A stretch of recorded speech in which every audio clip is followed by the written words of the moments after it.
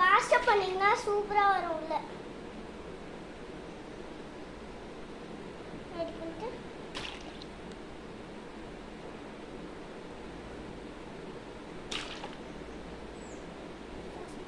செகண்ட்ல ரீடேக்.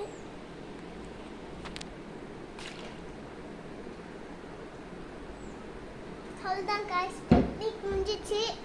சரி, அது லாஸ்ட்ல ஒன்று சொல்லிடுறேன்.